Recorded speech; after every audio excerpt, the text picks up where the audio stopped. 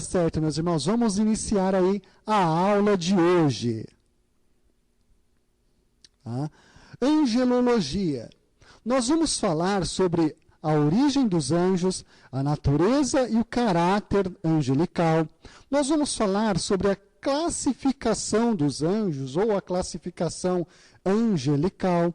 Nós vamos falar sobre as obras realizadas pelos anjos para com Deus e também para com os homens. Nós vamos falar sobre a origem dos anjos caídos, a origem e a obra de Satanás. Tá certo? Vamos lá. Quais são os objetivos da aula de hoje? Hoje nós vamos compreender a natureza e a obra dos anjos, compreender e explicar o que é teofania, compreender e explicar o que são os demônios e quais as suas obras. Tá certo? Então esses aí são os objetivos da aula de hoje, tá certo? Vamos lá, irmãos. Bom, anjos. O que são anjos? Você já se fez essa pergunta?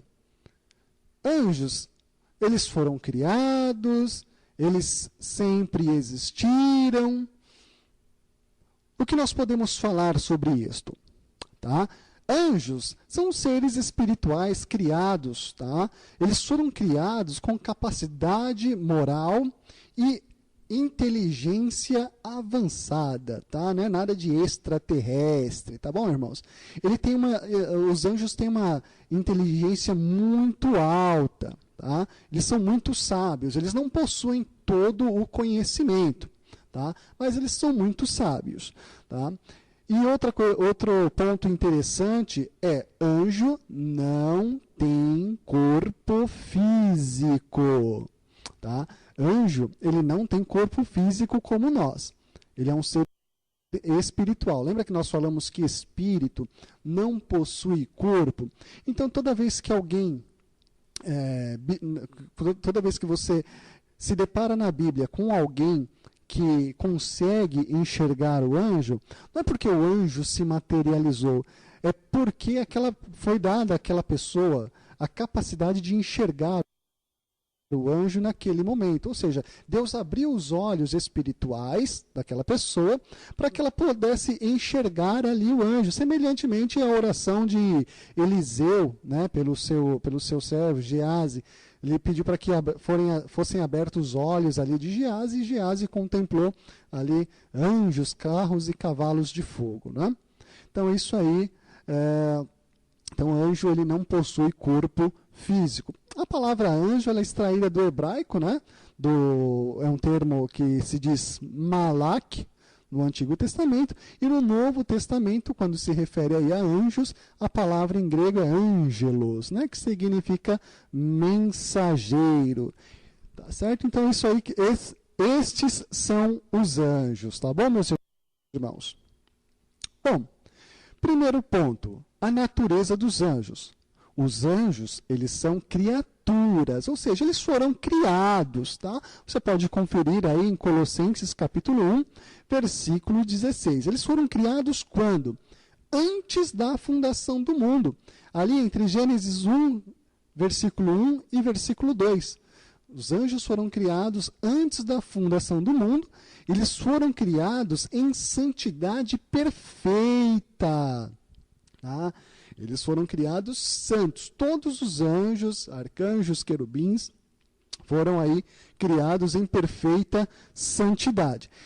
Sendo eles criaturas, em hipótese alguma, eles devem receber adoração. E nem muito menos orar pelos anjos, pedir para que anjo venha fazer isto ou aquilo outro. Anjo não faz, anjo não obedece ao homem. Anjo obedece unicamente ao Senhor Jesus. Então, anjo não recebe a adoração do homem e não recebe a adoração de outro anjo. Tá?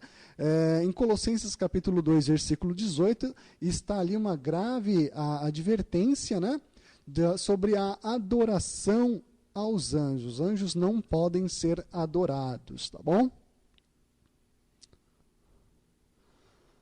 Sobre os anjos ainda, né, os anjos eles são espíritos, eles não possuem corpos físicos, não podem ser vistos, tá? Apenas se Deus quiser revelar, quiser mostrar ao homem, aí o homem poderá ter a capacidade, né, de contemplar ou visualizar um anjo. Existem alguns movimentos aí nas nossas igrejas que tem um monte de gente que consegue enxergar anjo. Anjo voando, anjo indo para lá, varão de branco para cá. Todas essas coisas, meus irmãos, são movimentos estranhos à palavra de Deus. Tá? Até mesmo porque Deus, quando Ele revela, Ele mostra um anjo, há um propósito específico. Tá bom? Então, nós podemos falar aí sem medo de errar que boa parte das vezes em que as pessoas fazem este movimento aí chamado reteté, que está vendo varões, homens de branco, anjos, na verdade são frutos aí da imaginação fértil destes irmãos, tá? Que tentam aí empolgar a sua plateia para fazer este movimento aí chamado reteté. Tá certo? Enxergar um anjo não é para qualquer um e não é em qualquer propósito. Apenas se Deus quiser nos revelar. Tá bom? Bom, como o anjo é um ser espiritual e espírito ele não morre, os anjos também são imortais. Tá bom? Os anjos eles viverão por toda eternidade, né? Isso aí foi o que Jesus quis dizer quando estava falando sobre a ressurreição para os saduceus, dizendo que o homem ali ele será imortal e semelhante aos anjos, né? Então, os anjos, eles são seres imortais, tá bom? Até mesmo os anjos caídos, que nós conhecemos aí como demônios, né? Também são seres imortais, tá certo, irmãos? Então, anjo não morre, anjo não desfalece. Ainda sobre a natureza dos anjos, será que nós podemos contar a quantidade de anjos que existem? Eu acredito que não, né, irmãos? Não existe um número explícito na Bíblia falando quantos anjos aí existem no céu. Se alguém conseguir contar aí a areia, os grãos de areia do mar, certamente consegue contar também a quantidade de anjos, né? Então nós sabemos que é impossível, né, ali alguém contar a quantidade de anjos que existem no céu. É um exército celestial, são milhares, são legiões, enfim, aí são palavras que foram utilizadas para expressar uma quantidade muito grande de anjos que existem lá no céu, tá ok? Com relação aos anjos ainda, existe anjo e anja? Não. Os anjos não têm identificação sexual, ou seja, eles não têm sexo, eles não propagam aí a sua própria espécie, eles não têm relações, tá certo? Então os anjos aí, eles não existe anjo e anja, existe anjo, tá certo? Então não tem anjo e anja.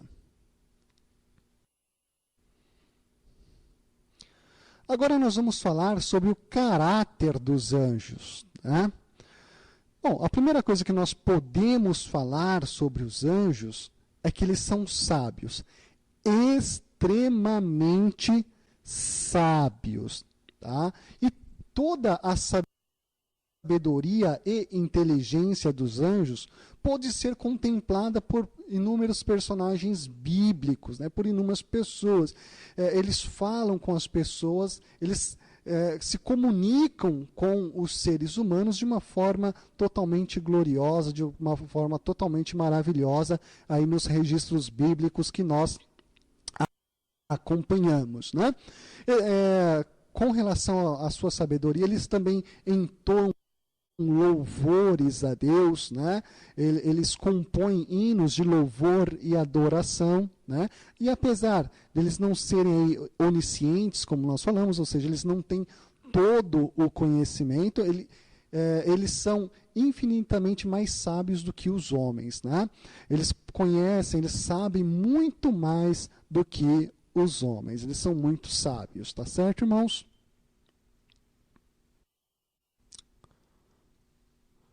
Ainda sobre o caráter, né, dos anjos, nós podemos falar que o anjo ele exerce juízo moral. Ou seja, ele foi criado com capacidade de saber o que é certo e o que é errado.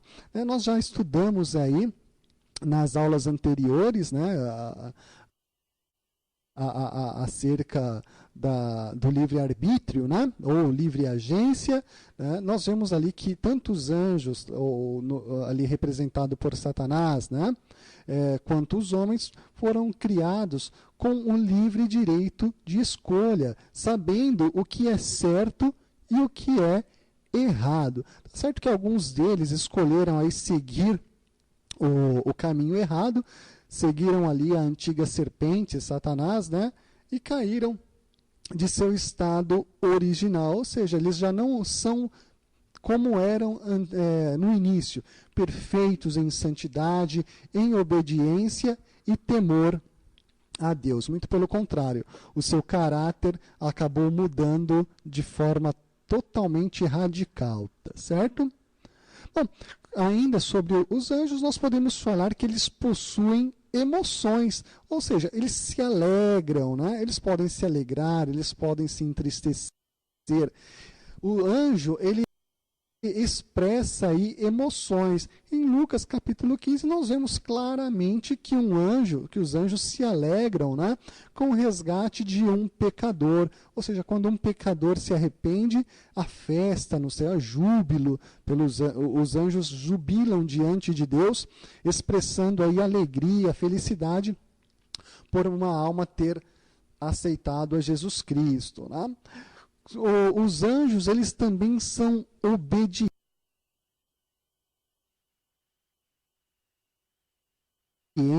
eles cumprem os seus encargos sem questionar, né? Ou vacilar, vamos dizer assim também. Tá? Ou seja, eles fazem aquilo que Deus ordena. Se Deus manda o anjo ir, ele vai, ele não questiona. Se Deus manda o anjo fazer, ele faz, sem questionar a Deus. Os anjos obedecem a Deus de forma incondicional. Eles não questionam, eles não impõem condições para Deus para obedecer. Os anjos são totalmente obedientes. Os anjos também são reverentes, eles prestam reverência a Deus.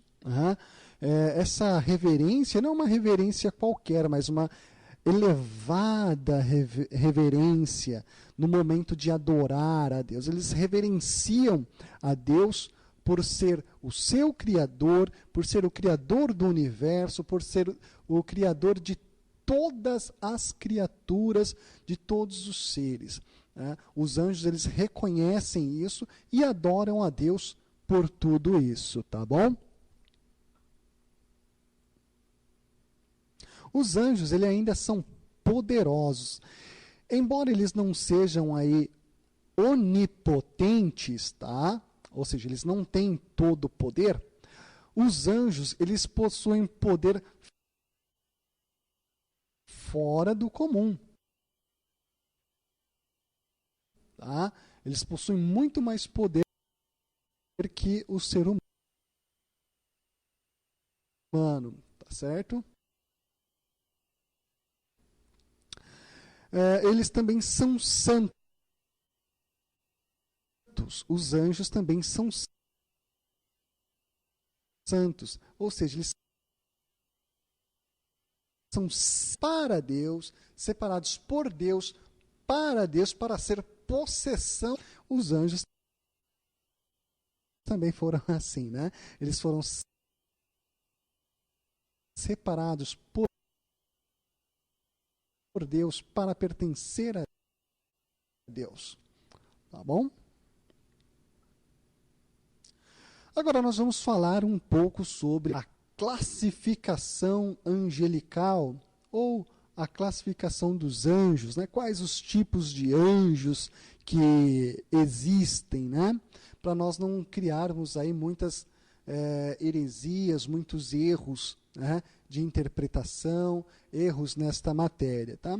Então, nós podemos classificar os anjos em alguns grupos. O primeiro deles que nós colocamos aqui são os querubins. A palavra querubim significa cobrir, guardar, né? Foi aquele anjo ou aqueles anjos que guardaram ali a entrada do jardim do Éden, para que o homem não retornasse para lá. E nós sabemos que Deus, ele está ali, ele é entronizado, né, entre os querubins, e que viaja com os querubins. Está certo que essa aí é uma figura de linguagem, né? Deus não precisa viajar, né? Deus, ele está em todos os lugares ao mesmo tempo, mas é uma figura de linguagem que expressa aí que Deus, ele está entre os querubins, tá ok? Então nós temos aqui outro grupo angelical chamado serafins, né? A palavra serafim, ela significa abrasadores, ou que ardem em fogo, coisas semelhantes, tá bom? Os serafins, eles são mencionados apenas em Isaías capítulo 6, do 2 ao 7, né? E eles ali são líderes, né, que regem ali a adoração ao Deus, né, purificam os servos de Deus para os tornarem ali aceitáveis diante do serviço, tá bom? Nós temos também o arcanjo, né, o guardião de Israel. Nós vemos que esse termo, ele ocorre aí duas vezes, né, nas Escrituras. Em 1 Tessalonicenses, capítulo 4, 16, e Judas 9, né?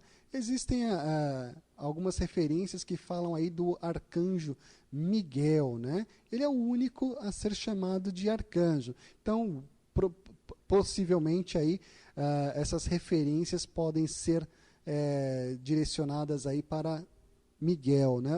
O arcanjo. Nós vemos o artigo o aqui delimitando, né? Falando o anjo, o arcanjo, tá certo?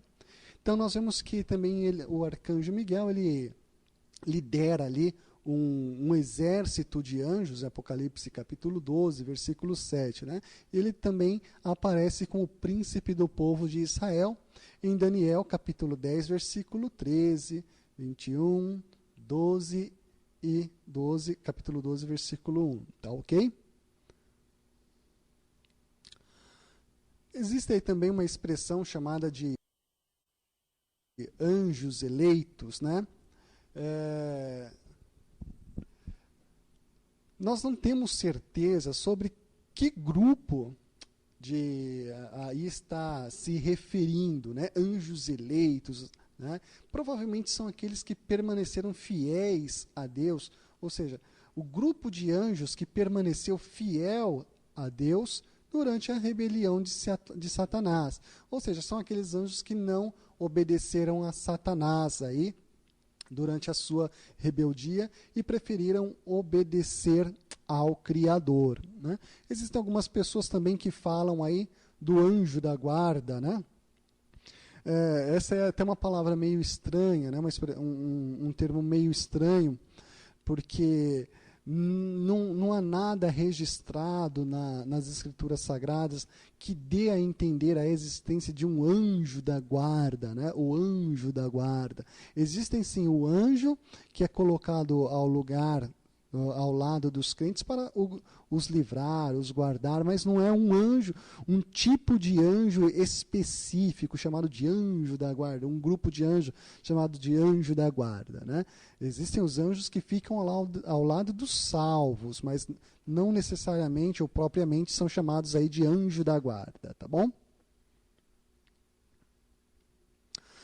O que os anjos fazem? Quais são as obras dos anjos, né? Bom, a primeira obra que os anjos eles fazem, tá?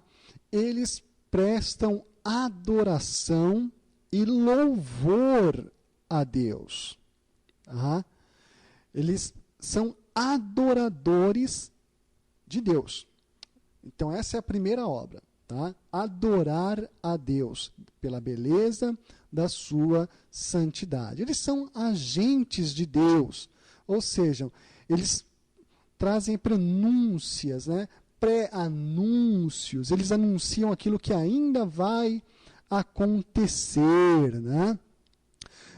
Eles também são mensageiros de Deus, eles trazem aí a mensagem de Deus para o homem.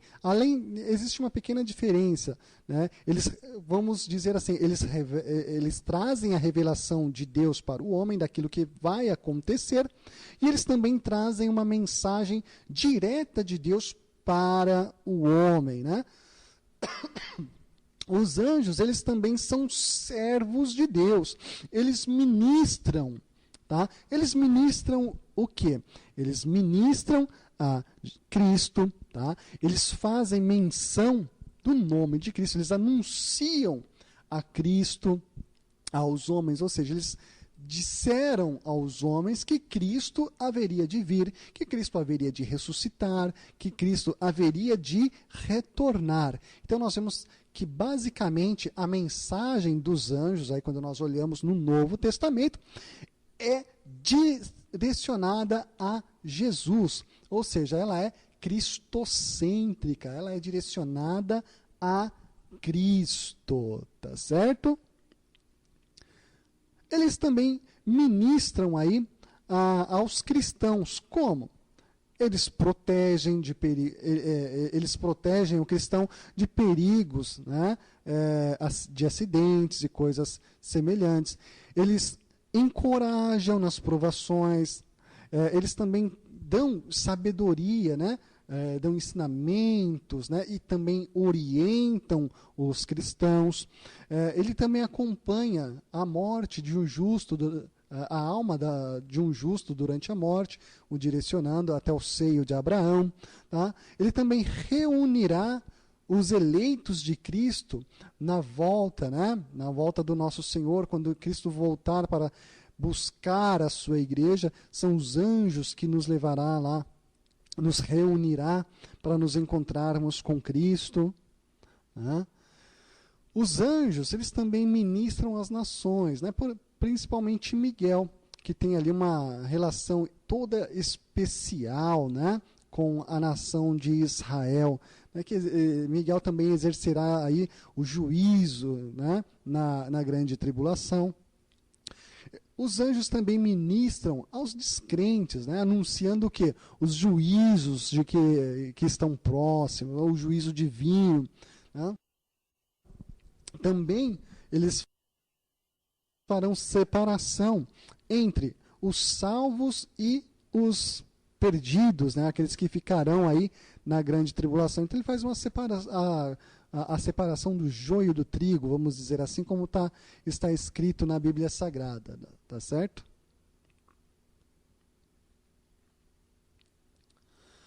Então agora nós vamos falar um pouquinho sobre Satanás e os demônios. Por que nós vamos falar sobre eles numa aula que nós estamos dedicando aí aos anjos?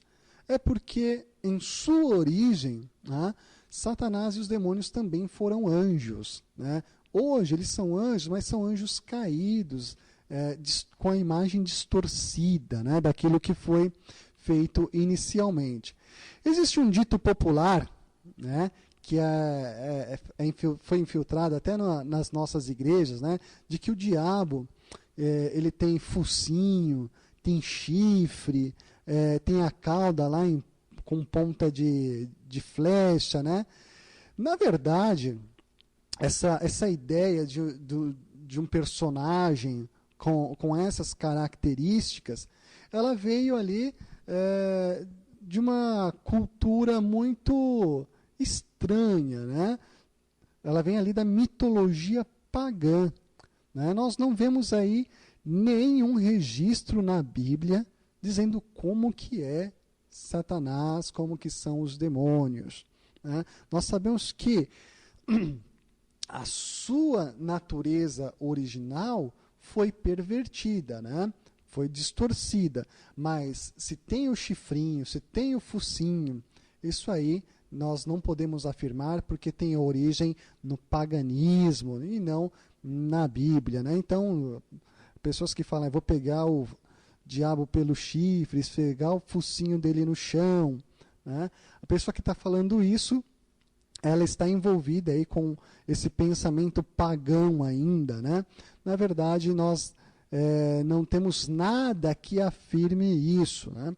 A única coisa que nós podemos falar é que o nome inicial, né, de Satanás seria ali Lúcifer, né, o que leva a luz, o mais glorioso dos anjos, aquele que tinha mais destaque, né, aquele que era proeminente diante de Deus, tá? Então, para os irmãos aí que gostam de pegar o diabo pelo chifre, só lamento informar que você nunca vai pegar ele pelo chifre, tá bom? Tá. Então, sobre o diabo, nós podemos falar ali ainda que ele tem intelecto, ou seja, ele tem sabedoria. Tá? Nós vemos isso na conversação de Satanás com Jesus, lá durante a provação no deserto, né? Nós vemos que Satanás, ele usou sabedoria, tá certo que de uma forma toda distorcida, porém ele tentou ludibriar, enganar Jesus Cristo, né? Nós vemos que Satanás também tem emoções, tá? Ou seja, ele se ira, né? Ele fica nervoso, fica bravo, tá? Quando alguém rejeita os seus pratos, as suas ofertas, os seus manjares, né? Então ele se ira, ele fica nervoso porque ele gostaria que a pessoa aceitasse. Ele se alegra quando alguém aceita também, né? Porque ele sabe que ele está tirando alguém ali da presença de Deus. Tá? Nós vemos também que Satanás ele tem arbítrio, ou livre-arbítrio, né? Ele tem a capacidade de escolher, tá? Ele tem vontade própria, tá? E isso o faz dele moralmente responsável pelas suas escolhas e pelos seus atos. Ou seja, ele escolheu se rebelar, ele é responsável pela sua rebelião e colherá ali os frutos da sua rebelião. Tá ok?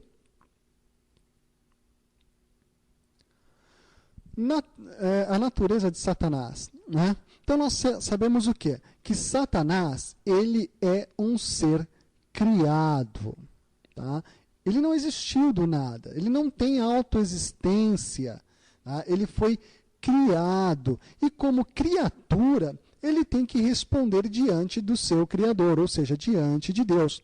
Lembra lá no livro de Jó, quando ele se colocou diante do Senhor, o Senhor perguntou para ele, de onde vais, para onde vais e de onde vens? Ele respondeu, estou passeando ali na terra, né? Vamos dizer assim. Então nós vemos que Satanás ele presta contas diante de Deus ali, então ele tem que responder pelos seus atos diante de Deus. Nós sabemos também que Satanás ele também é um ser espiritual, tá? Ele não possui corpo, ele é espírito, tá? Está lá em Efésios capítulo 6, versículo 11 e 12. Tá? Nós sabemos que Satanás ele foi um querubim, um ser angelical mais elevado, né? Aquele que teve mais proeminência, tá, ok? Bom, como criatura, tá? Ele não possui atributos divinos, tá? Ou seja, ele não é onipotente, não é onipresente e nem onisciente, tá? Satanás, ele não possui atributos divinos, tá? Satanás ele ainda pode ser resistente resistido pelos salvos, né? Ou seja, o salvo, ele pode resistir ao diabo. E quando o salvo resiste o diabo até o final, a Bíblia diz que o diabo foge dele, tá? Deus colocou certas limitações sobre as obras, sobre as atitudes de Satanás, né? Então, toda vez que o diabo quer fazer algo, pretende fazer algo, ele tem que primeiro perguntar ali para Deus, para ver se Deus consente ou não, tá? O que ele vai fazer. Com relação à personalidade de Satanás, tá? A primeira coisa que nós temos aqui é que ele é um assassino, ou seja, ele veio para matar, tá? Ele veio para destruir. Tá? Nós vemos também que ele é mentiroso e pai da mentira. Tá?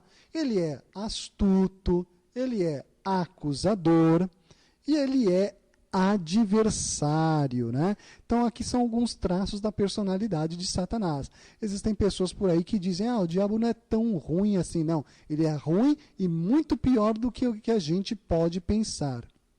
Tá? Quais são os nomes que nós encontramos aí para Satanás? Né? O primeiro é Satanás, que significa ali adversário. Nós também encontramos diabo, que é caluniador. Nós encontramos ali serpente, que é igual a enganador. Nós encontramos Lúcifer, que é portador de luz. Maligno, dragão, príncipe deste mundo, o Deus deste século, o acusador dos irmãos, Beelzebu, né? Príncipe dos demônios. Nós encontramos também Belial, Apolion, que é destruidor, e Leão, né? Que simboliza ali a ferocidade e crueldade com que o leão aí ele se apresenta, né? Bom, com relação à queda de Satanás, qual foi a natureza do seu pecado? O que motivou o pecado de Satanás? O eu, o ego, o orgulho, a soberba. Estes foram os motivos aí da queda de Satanás. Existe um versículo muito famoso, né? E também muito bonito, eu particularmente gosto, né? Que diz que a soberba precede a queda. Né? Então, todo mundo que tem um ofício ministerial, tem uma responsabilidade ministerial, deve tomar aí muito cuidado com o orgulho, com a soberba, porque são pontos, aí são atitudes que precedem a queda do homem, né? Então o homem tem que ser humilde, tem que ser manso, tem que estar disposto mais a ouvir do que falar, né? Então a soberba aí ela precede a queda. Foi exatamente isso que aconteceu aí com Satanás. Ele colocou o eu, né? Ele diz: eu subirei ao céu, ou seja, vou tomar o lugar de Deus, eu exaltarei o meu trono acima das estrelas, ou seja, acima dos anjos, ele estaria ali acima de Deus, tomaria o lugar de Deus, estaria acima dos anjos de Deus, né? Ele vai ali se assentar no monte da congregação, né? Ou seja, vai se assentar no lugar de Deus. Eu subirei acima das nuvens, ou seja, a glória dele, ele quis dizer que seria maior do que a glória do nosso Deus. Então, isso aí foi o que precedeu a queda de Satanás, né? Então, toda vez que o homem deixa a soberba, deixa o ego crescer, né? Ele está tirando o lugar de Deus. E Deus, meus irmãos, a Bíblia ela é muito clara, né? A Bíblia diz que Deus ele rejeita o soberbo, né? Mas ele dá graça aos humildes, né? Ou seja, Deus se opõe à soberba, mas para aqueles que são humildes, o Senhor, Ele dá graça, né? Então, nós devemos tomar aí muito, mas muito cuidado mesmo com a soberba. A soberba foi o que levou Satanás a cair e é o que leva muitos crentes a cair também, a soberba. Tá bom? Então nós vemos aí que Satanás ele queria, né, ser semelhante ao Altíssimo. O seu pecado foi a soberba, né? Ou seja, ele quis ser semelhante a Deus, ele quis tentar, ele quis enganar, ele tentou simular, imitar o poder de Deus para assim receber a adoração e tentar roubar o lugar e ser igual a Deus, né? Alguns anjos aí cederam a esta intenção de Satanás e acabaram recebendo aí o seu juízo eterno também, né? Não tem como mais voltar atrás. É um juízo eterno. Então todos nós devemos tomar muito cuidado aí com a soberba, tá ok? Qual foi o castigo de Satanás? Primeiro, ele perdeu a sua posição original, né? Onde ele estava, Deus o tirou e o lançou fora. Tá? Ele recebeu lá no Éden o seu castigo eterno. Lá em Gênesis capítulo 3, versículos 14 e 15, nós temos ali que, como eu já disse na aula anterior, a primeira profecia messiânica, né, da vitória de Deus sobre Satanás, o nascimento do nosso Senhor Jesus. O seu castigo ainda foi a morte de Cristo na cruz, porque quando Cristo se ofereceu na cruz, os pecados de todos os homens, né, foram passíveis de serem perdoados diante de Deus. Basta tão somente o homem reconciliar-se com Deus através de Jesus Cristo, né? Ou seja, então, a partir daquele momento, Satanás perdeu o controle ali sobre sobre a humanidade, né? Olha lá, nós vemos também que o seu acesso, o seu livre acesso ao céu foi barrado. Ele não tem mais livre acesso ao céu, né? Se ele quiser entrar no céu, Deus tem que permitir, né? Ele também será confinado no abismo ali durante o milênio, né? Por 1000 anos, né? Milênio, 1000 anos, né? Ele fica lá trancafiado, recebendo aí juízo, né? E por último ali ele será lançado no lago de fogo, né? Para ficar lá atormentado por toda a eternidade, tá certo? Com relação ao trabalho ou à obra de Satanás, nós podemos dividi-la aqui em algumas partes, né? Primeiro, a sua obra ou o seu trabalho em relação a Deus. Primeiro ponto, ele se opõe ao plano de Deus em todas as áreas possíveis e por todos os meios possíveis. Tudo que for para destruir ou impedir o plano de Deus, Satanás, ele faz. Ele tenta se opor ao plano de Deus na criação, se opor ao plano de Deus na humanidade, de forma assim, como posso dizer para vocês, de forma arduosa, né? Ele trabalha duro ali para se opor à obra de Deus. Com relação ao seu trabalho também, ele tentou a Jesus Cristo, para que Jesus Cristo negasse ali o seu propósito, né, de vir ao mundo e trazer ali a salvação, né? Com relação ao trabalho ainda, ele possuiu o corpo de Judas para trair a Jesus Cristo, né? Então nós podemos dizer ali que naquele momento Judas ele estava possuído por Satanás, né, para poder trair a Jesus Cristo. Com relação aos descrentes, nós vemos que ele cega as mentes, rouba a palavra do coração, que foi plantada no coração do descrente, né, para que ele não venha pensar em Jesus e para que a palavra não venha frutificar em seu coração. Né? Ele também usa aqueles que não aceitaram a Cristo para se opor ali ao trabalho ou à obra de Deus. Né? Então nós vemos aí muitas pessoas que são instrumentos de Satanás, né? Se opondo à obra de Deus, né? Se opondo aos propósitos divinos. Né? Nós vemos também que Satanás ainda vai reunir os descrentes, os infiéis, né, para a batalha do Armagedon e os engana de forma assim, podemos dizer, de forma grandiosa também, né, de uma forma incrível. Como é mais fácil as pessoas acreditarem nas mentiras de Satanás do que na verdade de Deus. Né? Então chega a ser até triste a forma que Satanás engana as pessoas. Né? E com os crentes, o que Satanás faz?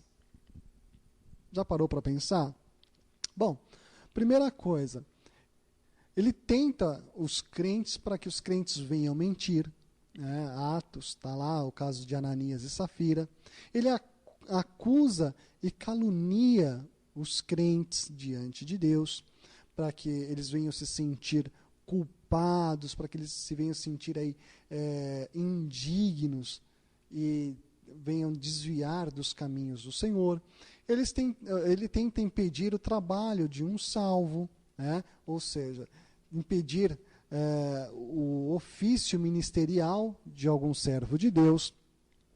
Ele também tenta derrotar o cristão através de uma batalha travada com os demônios. Para um crente, é capaz de Satanás enviar aí vários demônios para que esses demônios venham lutar contra esse cristão, na intenção de vencê-lo. Né? Satanás ainda tenta os crentes com a imoralidade. Né? Então, a imoralidade envolve muitas coisas, né, irmãos? A prostituição, a fornicação, o adultério, a pornografia e assim por diante. Né? Então, nós, os cristãos, devemos estar vigilantes com tudo isso para que nós não venhamos cair aí no laço de Satanás. Né? Ele semeia falsificadores entre os crentes, ou seja, ele produz falsos crentes para que esses crentes cresçam no meio da igreja, para que esses falsos crentes se multipliquem dentro da igreja, trazendo ensinamentos e doutrinas de demônios, né? Para que a igreja venha se dividir, né? E assim a igreja não cresça. Né? Ele incita perseguição contra os crentes desde a igreja primitiva até então. Nós vemos a igreja sofrendo diversas perseguições das diversas formas possíveis. Né? Antigamente muitos crentes morreram, assim como hoje muitos crentes morrem também, mas também muitos crentes são privados da sua liberdade aí de religião, de culto, né, como diz aí a Constituição. Então, existe uma perseguição política para cima da igreja, para cima da obra de Deus. Né? Então, Satanás persegue os crentes aí de diversas formas. Né? E os demônios, então?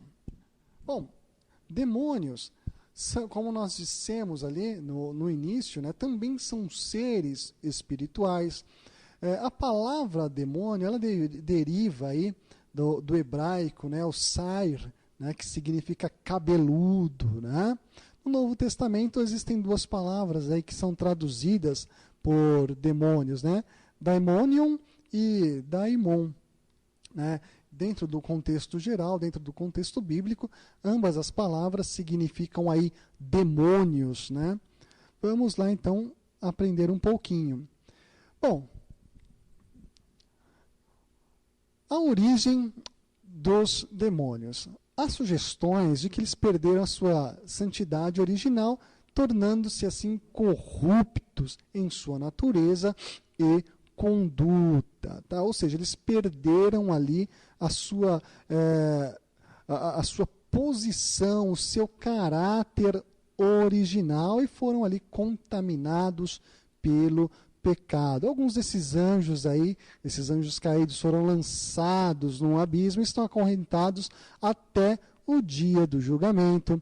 Alguns deles trabalham, têm liberdade para estar aí na face da terra, se opondo aos cristãos, se opondo à obra de Deus, né? Então nós sabemos que os demônios, eles existem e aí estão para tentar a igreja. Com relação ao caráter dos demônios, né? São imundos, obstinados, maldosos, violentos e perniciosos, né? Seus lugares prediletos são os mais sombrios da terra, ou seja, eles vivem na escuridão, onde não há luz, né? Onde eles podem ficar ali um pouco mais à vontade, né? Se é que nós podemos falar isso, né, irmãos? Tá? Então vamos lá. Continuando aqui a nossa matéria, a personalidade, né? Os demônios, eles falam, tá? Nós vemos aí algumas passagens bíblicas onde Jesus interroga o nome do demônio e o demônio responde. Nós vemos que há casos em que os demônios saem de onde estão, né? Claro, dentro da pessoa que está possessa e vai até Jesus e se prostra diante de Jesus. Nós vemos também que os demônios, eles são inteligentes, eles resistem, quando precisam, eles pedem reforço, quando eles acham que não tem condições de eles vencerem, eles pedem reforço para vir mais, né? Como se um já não bastasse, né, irmãos? Vem mais. Tá? Quais são as influências demoníacas? Né? Quando nós falamos em influência demoníaca, nós podemos afirmar aí que tanto o cristão quanto o não cristão está sujeito a essa influência. O não cristão, ele cede. O cristão, ele tem a escolha entre ceder ou não ceder. Claro que nós torcemos aí para todos os irmãos não cederem à tentação. Tá? Então, tem o primeiro ponto, tentação. Tanto o incrédulo quanto o incrédulo é tentado. Obsessão, tá? Tanto o incrédulo quanto o fiel pode sofrer essa influência também se ele der lugar para o inimigo. Tá? Ou seja, o que é essa possessão? É um domínio, essa obsessão, na verdade, é um domínio demoníaco, resultando aí que é o resultado de uma entrega a ele, né? E aí passa a expressar os desejos mais carnais. Nós vemos pessoas aí obcecadas por carros, por dinheiro, por casas, por funções, por cargos, né? Pessoas que são obcecadas por homens e por mulheres, né? E coisas nesse sentido, né? Também nós vemos que Satanás, ele tenta influenciar ali o que? A transição, ou seja, a troca de senhorio, ou seja, ele tenta influenciar o crente, né? Para que o crente venha deixar a Cristo e passar a seguir a Satanás, né? Mas se o crente resiste, né? Se o crente resistir até o final, ali o crente é vitorioso, tá? Nós vemos também que existe uma outra, né, influência demoníaca, chamada de possessão. O que é a possessão? É a adição de uma personalidade. Mas qual personalidade? Uma personalidade demoníaca. Ou seja, tá? Um demônio, ou uma legião, ou vários demônios entram no corpo, ou na mente de uma pessoa, na alma de uma pessoa, dando-lhe uma ou mais personalidades, né? Fazendo com que aquela pessoa fique possessa, tá? Um cristão, ele pode ser possuído? Ele pode sofrer possessão demoníaca? Um cristão pode? Não, o cristão não pode, tá? O cristão não. O cristão fiel a Deus não pode.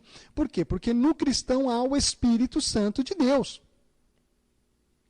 Exatamente. No cristão há o Espírito Santo de Deus, e o Espírito Santo não permite que um espírito demoníaco venha compartilhar ali o mesmo corpo, né? O que pode acontecer é o crente ceder à tentação, perder o Espírito Santo, e aí sim o demônio entrar na vida daquela pessoa, né?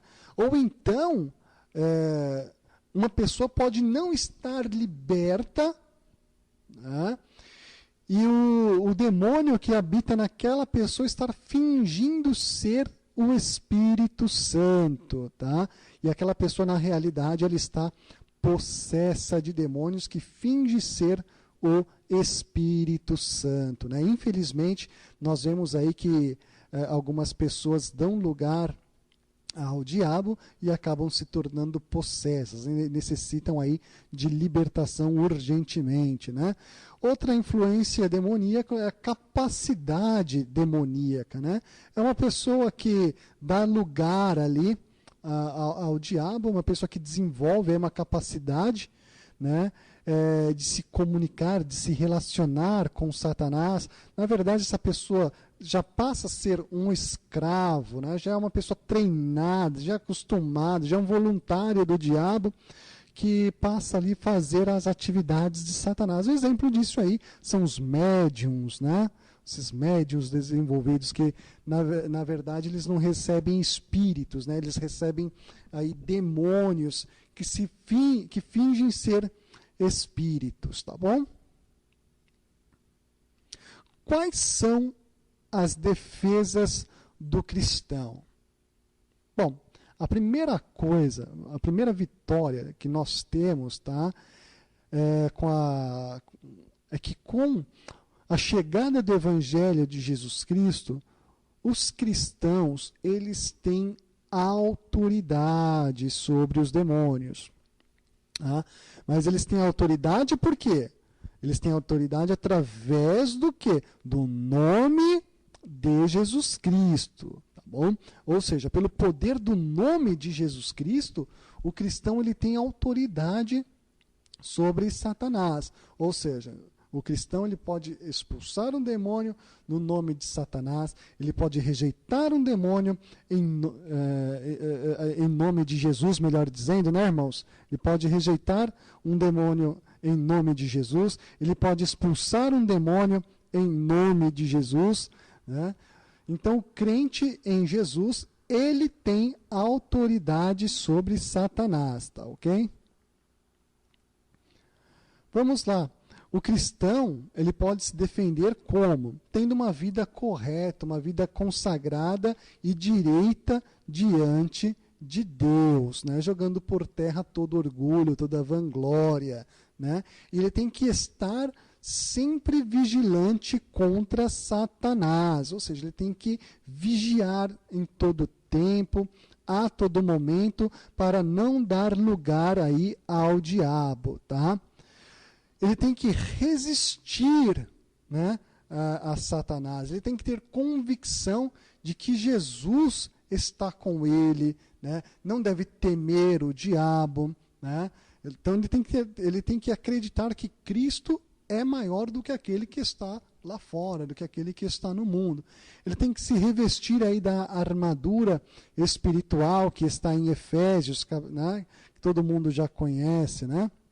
Então, depender sempre do quê? Da palavra de Deus, se defender utilizando a palavra de Deus toda vez que vier aí algum ataque de Satanás, né?